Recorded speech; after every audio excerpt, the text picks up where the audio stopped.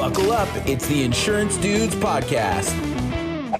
Yeah, and that's the whole thing is if your opening is bad, your close is not going to happen. Mm-hmm. So, right. So it's some of those things. Like I wouldn't go up to someone's house and be like, hey, you want to buy a vacuum today? I mean, think about that mentality. Right. It was like, hey, I don't even remember. I mean, it was so long ago, but strategies to really do a full needs assessment, right? Or needs analysis, like thorough, dig deeper, cross-sell while you're in there with the right questions, because you can do it needs. I call it a needs exploration, as in I'm going to go beyond.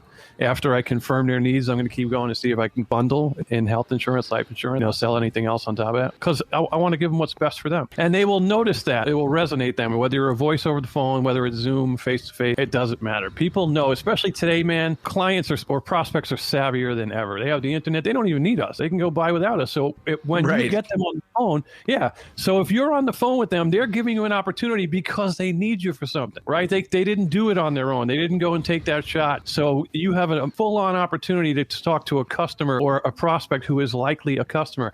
And here's the other thing, man. The mind-blowing conclusion I came to is when I let someone go and they don't come back, they're still buying from someone, just not me. So that's something that should resonate with people. Is like, it's not 10 out of 10 or just saying, no, I'm never going to get insurance. It's just that they're not buying from you. So that's something big to think about. It's so interesting. I was just thinking of that sales funnel there with the vacuum cleaner, the example of the final expense. And we're primarily property and casualty. We're P&C, home and auto. It's all the same. In our agencies, we have our telemarketers. They're the ones to make the contacts and then get it over to the producers. And we used to have them pre-qualify, do all this. We're like, you know what? No, we just need them to get over. And then it's the producer's job to create the situation that gets them to do it. But we certainly never ever say, so you want an insurance quote? Do you want to get a root canal? I mean, it's just, you're asking the wrong thing. You just go into it. It's the same thing, even with the vacuum cleaners. You knocked on the door, they answered. Now you didn't just say, you want to buy a vacuum cleaner? Like, you had to first get in the house, right? And I don't know what you did to do that, but it's the same thing with all of it. You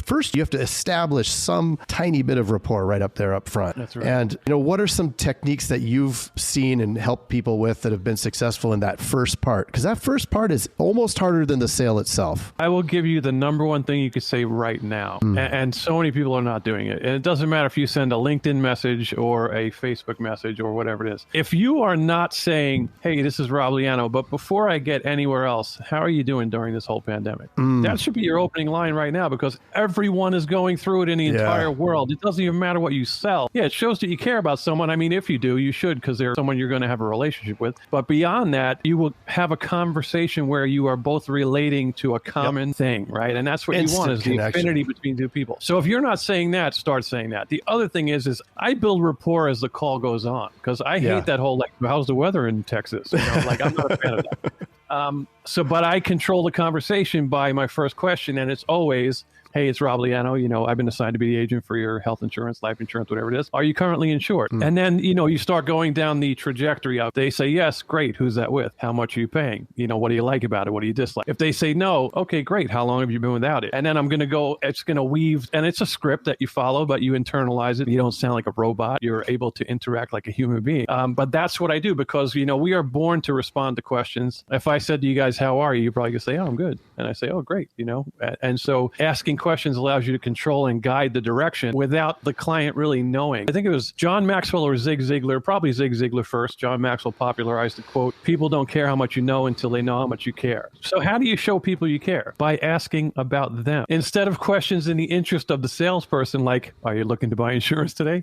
No, you ask questions about them. It's the same thing in a relationship. If I asked you, hey, dude, man, you want to come over and paint my house? No, like, that's just, you'd be like, why would I come over and paint your house? Like, I don't even know who you are. Right. I mean, it's just dumb. That would be in my interest only. And that's not the way to succeed and nurture a relationship and build trust or likability. That's where my head's at. We had a telemarketer in our agency a few years back. I mean, he was overqualified for the position. He just needed a quick job for just a little period of time. But he came in and he would ask so many questions to people. It was incredible. He didn't make that many calls. He literally would just get on the phone with somebody, talk to them for like 20 minutes, like way too long for a telemarketer to talk. Sometimes sometimes 40 minutes. And then he would just get them over to the agent. But it was so many questions. It was incredible. They could not answer because he's asking deeper questions and going into stuff, acting more curious than their own mom would. So it's like, it's incredible. That connecting point is huge. And it's just so funny that, I mean, we all talk people, friends every day, but as soon as that we're in a sales position, we sound like a robot and we're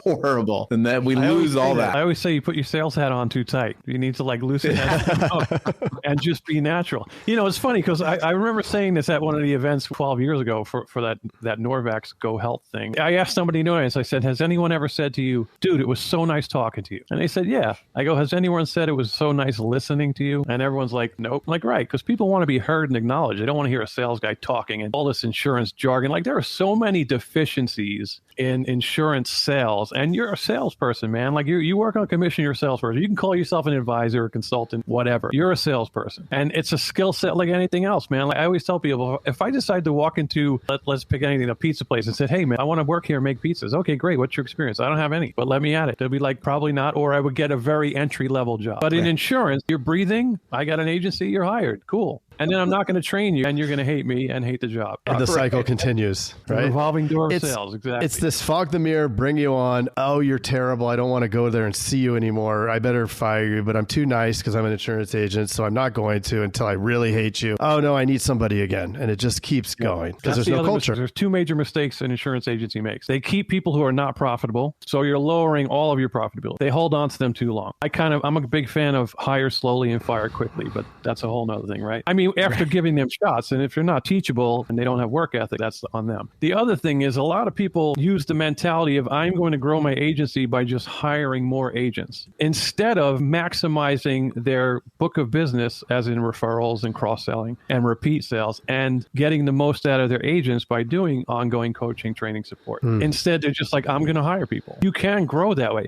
but not the right way. It's not as effective. And it costs more money to hire and train someone and lose them than to maintain your existing group. It's really crazy. Right. 100%. Yeah. Naturally do the opposite of everything we should do. And we have to consciously make decisions to learn how to sell, to relearn how to communicate, because we completely do the opposite when we start selling. But even running the agency and everything else, it's all, we definitely lean towards the wrong decision. We have to consciously make those right decisions. And you know the number one thing about communication? What's that? Listening.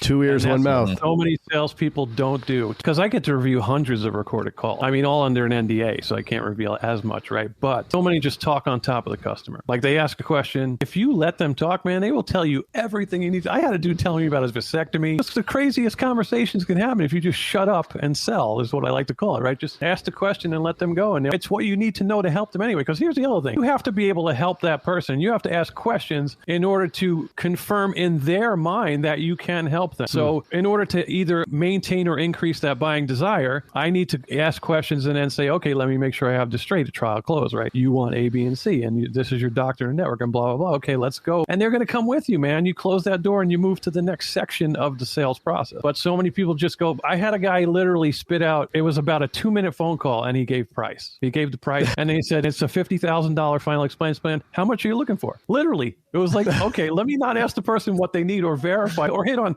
any of the emotion, right? Do you know anyone that had a funeral personally, or have you had to handle it? And what was that like? And how did it impact the family? I mean, there were so many questions you could build that emotional connection to. Oh my God, I need to get this. If the next person that talked to that same prospect right after that call, whoever it was, if they asked 2 questions, they probably closed him. They're in. Because so now let me he tell set it up. you another funny story, because I like to shop, and I, of course, as a salesperson, or sales entrenched in sales, I observe things sometimes after the fact. And I was shopping for, at the time, I had just moved to Long Beach on the water here in Long Island, New York, and I wanted a red leather sofa.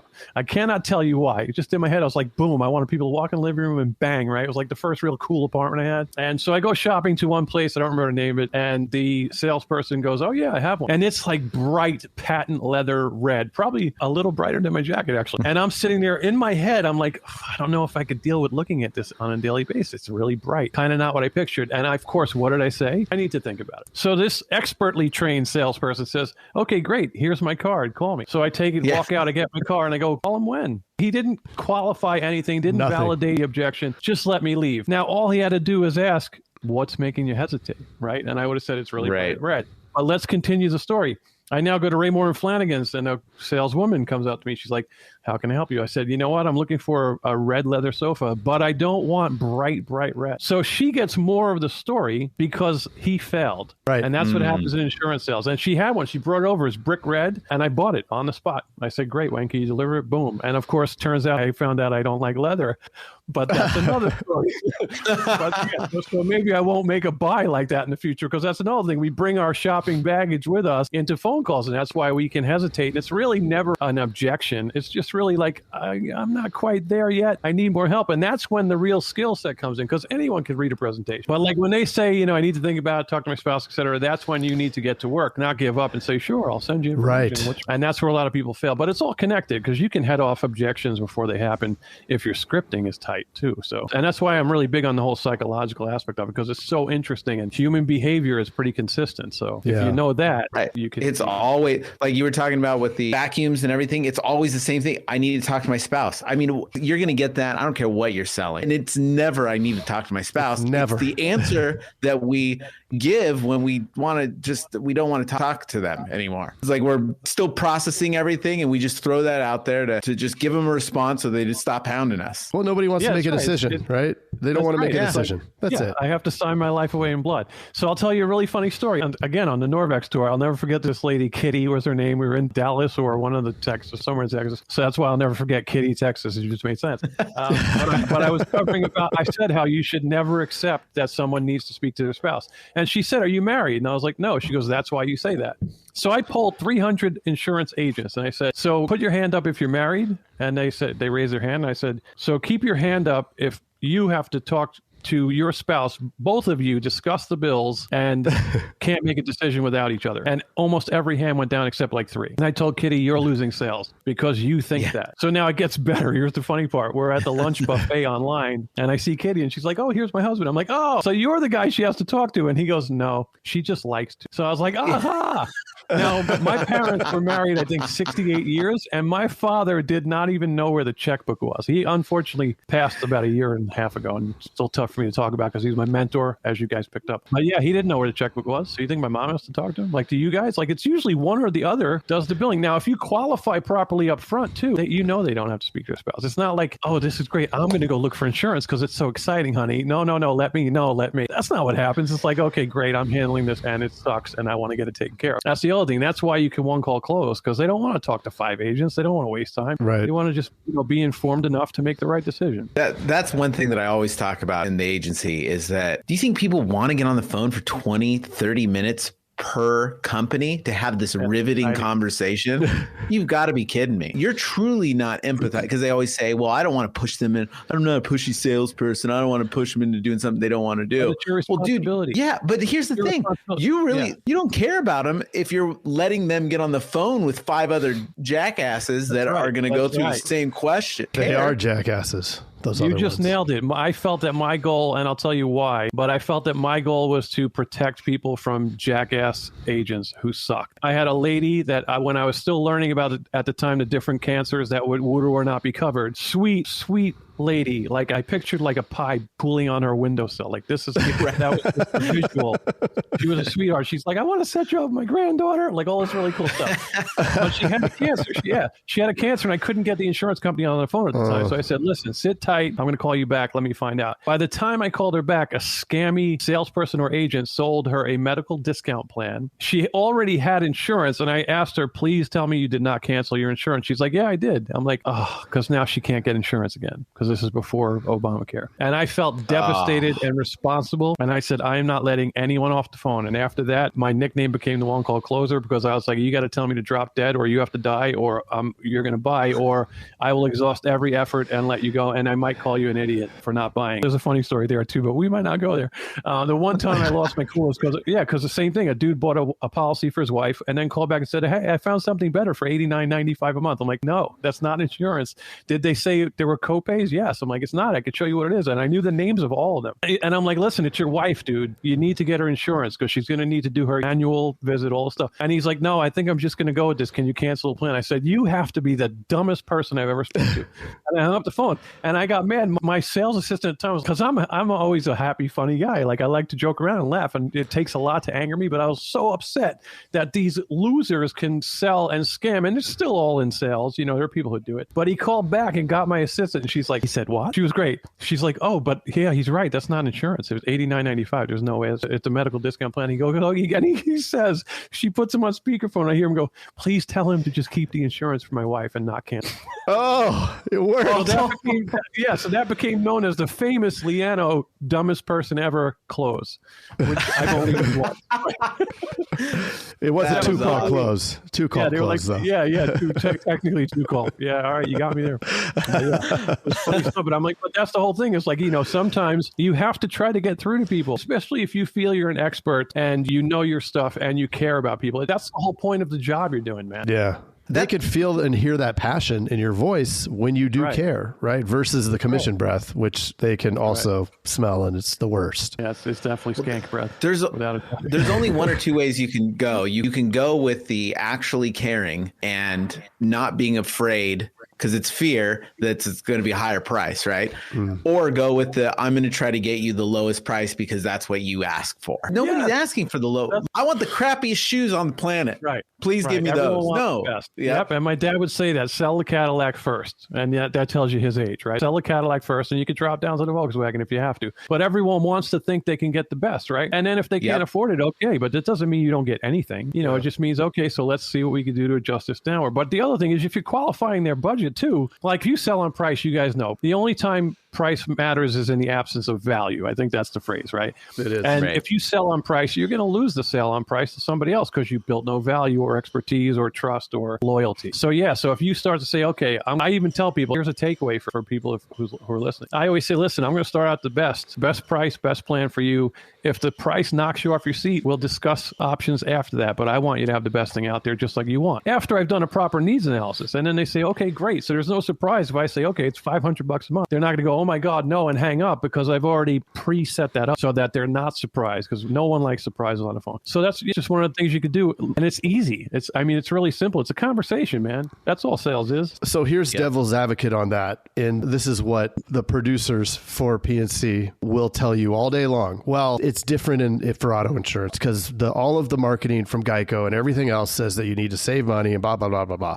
Right. And there's a little bit of truth to that, right? From the conditioning of the consumer that they need to find the cheapest rate. But on the same time, if they go into that call thinking that, then they've already lost. And so what would you say to them besides what I just said?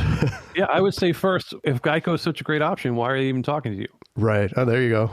That's number Challenge one, them.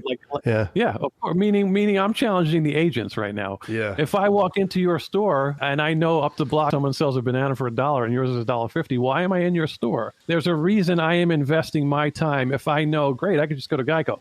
So you have an opportunity to build value, which most people don't do correctly. You need to build value in you, the agent, the benefits, and the company. Like there might be people who had a bad experience. Like that's one of the questions I always ask: who's that with? Like I said earlier, because if I say, oh yeah, it's with Sono, why are you looking to switch? Because I hate them. They raise my premium every 3 years. That could be what's behind a lot of the people on the phone with you guys. Even if they throw but Geico's cheaper. Well, is there a reason you're calling? Then what's the reason you didn't go with Geico? Right? Because they're talking to you. So you need to dig those questions that dig deeper, and instead of thinking, oh, this sucks, another Geico customer, they're not necessarily, because they are investing that time. They're on the phone, right? And strike while the iron is hot. That's the other thing, man. There's this like connect call concept where you call, set an appointment, and then call them back. I'm like, why? No, you had them interested on call one. Why would you set an appointment? Just go through your process and close the sale. It's crazy. It's beyond. We don't even like to hire agents from other agencies, because they come in and the first thing they do when you put them on the phones is they go, okay, well, I'm going to work up the quote and I'll give you a call back. I'm like, oh yes. I know. What are you? That's what? One of my biggest pet peeves. No, you're not ever doing that again. We need to train. Yeah. And that's part poor training, part laziness, part they're not tech savvy, because that's important too. Here's the other problem I see is agencies will take 10 salespeople train them for 3.5 days, and they're all ready, according to them. And that's not true, right? I might learn sooner. Jason might learn. You might need an extra 1.5 days of love, and Craig, you might nail it 3.5 days. You're ready. That's to go. about right.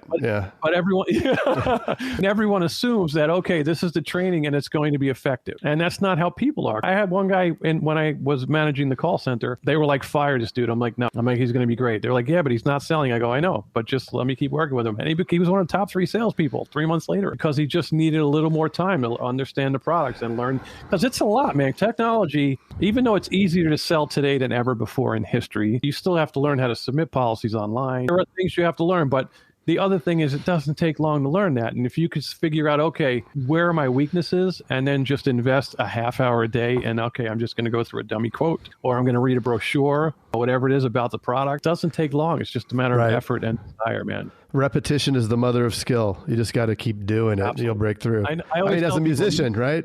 You pick up the guitar, you try to play a song, and you're like, this sucks. I can't do anything. And then a week later, all of a sudden it's gone. Yeah.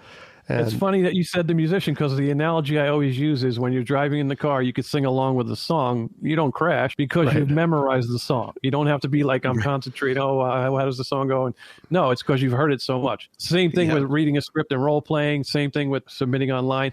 And you can only be trained to a certain extent because a large, or I should say a decent portion of your knowledge and growth and education comes by doing it. So it's, it's funny. I always say my friend was a cop. He's retired now, but he did 6 months in the academy. And I said, so do you know everything you need to know? He goes, no, like absolutely not. But I know enough to go out there and adapt and learn more as I go. There's no way you learn everything you need to know in 6 months to be a police officer, because that's pretty intense. That's whole mindset is how much are you putting in? And I guarantee you it equals what you're getting out. You can't learn from the sidelines. You got to be on the field. You can to an extent, but you got to get in the game. Yeah. Yeah. Rob, this was incredible. So much value. I love this conversation, but I want to know 2021, where we're at right now. Just like you said, it's easier than it's ever been to sell. What would be the number one piece of advice that you give any insurance agent coming into the industry, or maybe an agency that might be doing things a little bit differently, older, that really wants to revamp and get their agency rocking? So that's good. We're going to come full circle on this. I would ask them, do you know what you're doing? And if you don't, how do you expect to succeed? There's so much out there. Like you don't have to hire me. Like I don't have a course. Like I have nothing to offer here. I just wanted to add value. But there's stuff out there, YouTube videos. I mean, you could learn so much. I mean, I started a podcast recently. It hasn't launched yet because a lot of people can't afford to hire me, and I wanted to empower them. I'm doing some interviews and I'm doing some of my own stuff. But that's it. Just keep learning and keep growing. They say the more you learn, the more you earn. That's true. Yep. If you're struggling, figure out why, and if you work for an agency, don't just rely on them to position you for success, because it's up to you no matter where you go. If you leave that agency because they sucked, quote unquote, the next one's probably going to suck too, because we bring our stuff with us. And if you're not prepared, it's tough to succeed at all. And it's a struggle. I mean, it's crazy. I read a stat the other day that the average income as an insurance agent makes is like $45,000 a year. I'm like, are you kidding me? Residual based options, the percentages, like you get 110% on one final expense plan. Like it can make you $11,000 in one sale. You do one a day. It's kind of a dope income you got going, even though the residuals are horrible. But yeah, I mean, but then bank that money and then start selling other stuff that becomes a residual. It's just the number one differentiator is, it's funny, I just wrote a blog for Balto AI. They're a great real-time call guidance artificial intelligence. It actually listens to both sides of the conversation. It tells you like, slow down, you're talking too much, or it rates empathy. It pops up the answers to objections. It's ridiculous. No way. What is that called? I'm a brand ambassador, so I will connect you guys. Yeah. Assurance just picked it up. eHealth has it. Yeah, it's nuts, dude. It's nuts. I will connect. Wow. 30-minute demo, and you're going to be like, boom. National General had like an increase of like 47% in conversions with new hires or something after. Well, that's interesting. After 90-day test. Yeah, it's ridiculous. I mean, National General is testing it, huh? No, they're on board. They're full on client, and I'll tell you why I love it, because I can come in and train your entire team, and the statistics are 87% of what I teach will be forgotten. Right. Unless you continue coaching and support. Yep. And this does that. It actually has key phrases that you will punch in. It'll check a box if your agent says it, like this call is being recorded, boom. And then it has a win phrase, meaning if they say, thank you so much for choosing us as your agency, have a great day, boom, win marker, confetti pops on your screen. Oh, wow. And it allows you to, in real time, see well, hey, so-and-so agent is not saying questions 3 and 4. And you can correct and coach. Dude, it's ridiculous. I am not, that's why I became a brand ambassador. I have never done that before in 17, 18 years in insurance. And I was like, this is a perfect marriage. So I'm going to connect you guys. You'll have to delete. I can see Jason's wheels spinning right now. That's incredible. Especially because you put in your scripting, the win phrases. Yeah, it's pretty amazing. But yeah, that's one of the things is embrace technology, man. A lot of people are so archaic. They're afraid to just do Zoom meetings. I was pushing screen sharing before it was like in vogue because it created kind of a face-to-face vibe over the phone, and I could show them my computer and they were like, oh my God, you're legit. I really work for an insurance company. But that would be one of the things is embrace technology. Just keep learning, man. Like the more I learn, the more I know, the more I realize I don't know anything. Like I am not an expert in any one thing, meaning I don't know everything about even one subject. Like that's how vast information is. So just, keep learning, keep growing, man. Like that's the most important thing. And then of course, knowledge is not power unless it's applied, right? Mm-hmm. So you want to apply the knowledge, test things, tweak things. Yeah. I hope that answered your question. Yeah. No, I love it.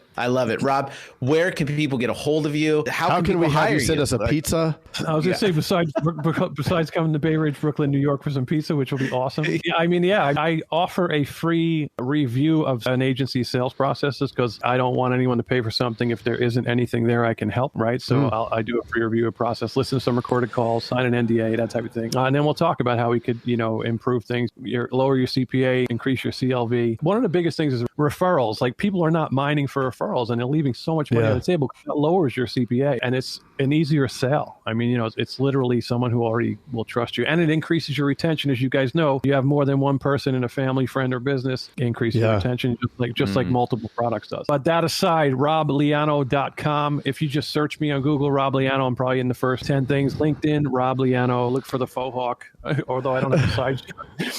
Or you could just email me, Rob@RobLiano is like piano with an L. RobLiano.com. And I appreciate you guys, man. This was so cool. The energy, man. I love it. Hopefully we can do it again, man. It'd be great. For sure. Yeah, that'd be awesome. Fellow drummer. I love it, man. You don't see a lot of people. I used to play in bands and tour around. I've been told he's the best drummer on the West Coast. Yeah, I saw the ink and I was wondering, I was like, this dude's a rocker, man. I knew it. Awesome. Yeah, they used to call me the rock star sales trainer. Like that's how they'd introduce me on some speaking gigs. And it's so the opposite of musicians, right? Musicians are way more passive. Like you said, it's a skill that I was horrible at sales. And that was what made me say, that was my pre-frame, was that I'm horrible at sales. Right. So I have to get good at it. I know nothing about it. I don't even know where to look.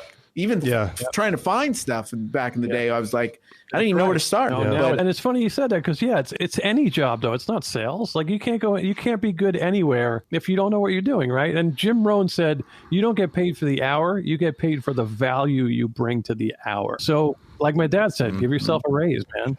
Just get better. Yep. And take some bumps and bruises. But it's worth it, man. It's a great industry and you can impact people's lives in a positive way, man. So yeah. You brought up two things that really, really have been significant increases in the effectiveness in both of our agencies, which is consistent training. We have meetings, a sales meeting every morning. And when we started doing it, it was so uncomfortable, and then when we talk to agents about doing it, it's like, they're like, oh, every day, I don't even know what I talk about. It's like, it doesn't matter. Just talk about something. Right. There's something to talk about. Go on Google and find something. Even if you just celebrate people's success from the prior day. Right. Man. Anything. You can talk about anything. Now we're back to before we even got on. Yeah. It can be done. You could do it, man. Yeah. That, and then having a framework, having a process to follow. You have to. 100%. So, everything is about processes, man. Yeah. Like you make or break sales on processes. 100%. So I'm Rob, I'm going to email you guys the bulk of the thing. I'll hit up Emily, I guess. And you can shoot it over to, I think you have ours. I don't know if I have yours. We have yours. I'm not going to announce it. I could give you Jason's. On the because we're still recording. Hold on, let me pull up his phone number. I was going to say there's no chat. I was going to tell you put it in the chat. There's no chat box. Yeah. Well, cool. We're going to end it here. Thank you, everyone. Rob Liano. Yes. You can find him. Good stuff. Really good to have stuff. You. Yeah. Yes. Thank you so much. It's been a long, fun journey, man. You guys are awesome. Keep up the great work. Thank you. Appreciate it. Cool. You're awesome. Hey, Jason. Yes, Mr. Craig. That was another awesome episode, wasn't it? Mm-hmm. Well, if people want to get a little bit more action and learn how to do write 100,000 in premium Yes. off of even the worst internet leads? Where could they go? They can go to live.teledudes.com. Ooh, that sounds exciting. Are we going to be there? Yes, it's a weekly call that we're doing right now it's live, and it will show you the process. The entire process is super awesome. I love it. Let's do it. Let's do it. Sign up right now, live.teledudes.com. Live.teledudes.com. That's live.teledudes.com. Hey, Craig, there's a new community that we are starting that I cannot wait to tell everybody about. It is our live texting community where you and I are going to answer people's questions and give them free content, right? Are you kidding me? We get Yep. to talk to them? Yeah, which is awesome, but they have to opt in. They have to text us at 520-214-2219. That's 520-214-2219. Nice. Craig, are you going to respond to these texts? I'm going to respond to them for sure. Live. I'm into it too. It's going to be Well- awesome. And it's going to be our new texting community where we're going to get back to everybody that we can and drop some crazy content, free content, and free the calculator that you just came up with. That's right. The calling calculator, sales material. I mean, everything for insurance agents. This is it. It's the best texting community out there for insurance agents. Well, what the heck is that number again? I can't remember it. It's 520-214-2219. That's Okay. 520-214-2219. I love it. I'm going to text it right now. 520-214-2219. All right. I'll see you later, Mr. Jason. Bye, Mr. Craig. Wait, do they even listen to this on the radio anymore? I love it. I love it. Nice. All right.